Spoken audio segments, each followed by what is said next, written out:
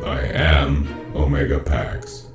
I am the last of the Cybertronian historians.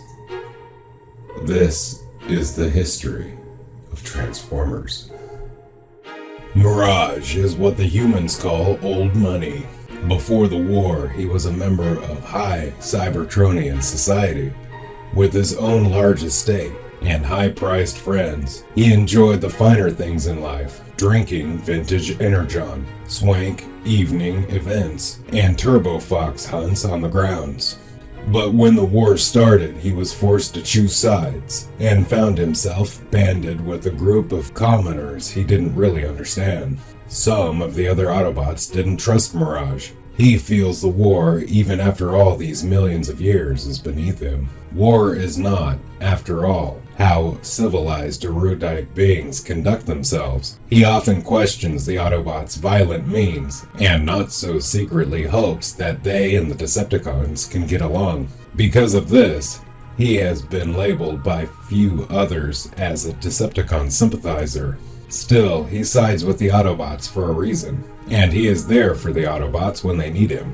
Mirage was part of the bridge crew of the Ark when it crash-landed on Earth 4 million years ago. A volcanic eruption in 1984 awakened the Ark's inhabitants, including Mirage, who was reformatted by Teletran 1 to have a terrestrial alternate mode of a Formula 1 racer. With the battle against the Decepticons now transplanted to Earth, Mirage still hated warfare. He longed to return to Cybertron and simply turn his back to the evil Decepticons. But his loyalty to Optimus Prime kept him in the fight. Mirage was instrumental in stopping the Decepticons from returning to Cybertron after amassing enough Energon from Earth. The Decepticons had constructed a new Star Cruiser and were in the process of flying home to tip the scales of the war in their favor.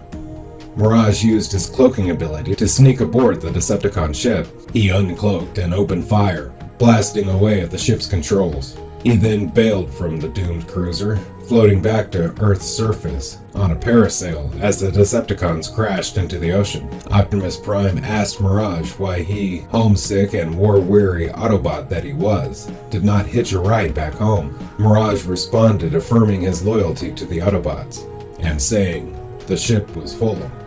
Mirage's role in the Autobot battles on Earth was a distinctively minimal one, leaving him confined to the background on the battlefield, or not present at all. In early 1985, the spotlight shone on Mirage again when Cliffjumper suspected him of disloyalty.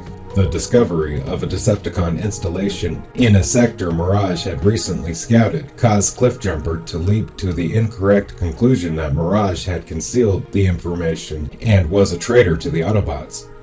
During the battle with the Decepticons at the site, Mirage was injured, but managed to rip a Decepticon seal off Skywarp. Mirage risked the trust of his comrades by sneaking away to perform a plan of his own, framing the Decepticons for stealing Energon cubes from the Insecticons. Spotted carrying the cubes by Cliffjumper, Mirage's guilt seemed all but confirmed. And before he could reveal his innocence, he was captured and brainwashed by one of Bombshell's mind-controlling cerebral shells. Under Bombshell's control, Mirage led the Autobots into an ambush, but at the battle's end, the assorted manipulators were revealed and Cliffjumper apologized to Mirage. Towards the end of the year, Mirage was among the team of 5 Autobots who disguised themselves as Stunticons, with Mirage's alternate mode making him the perfect choice as Dragstrip. Penetrating the Decepticons' camp, the Autobots ran into trouble when the real Stunticons arrived, trying to prove their identities by forming Minicer. With the combination of Windcharger's magnetic powers and Mirage's illusion-creating ability, the Autobots were able to appear as Minicer as well. Though the Decepticons were soon revealed, they were still able to thwart the Decepticons' plans.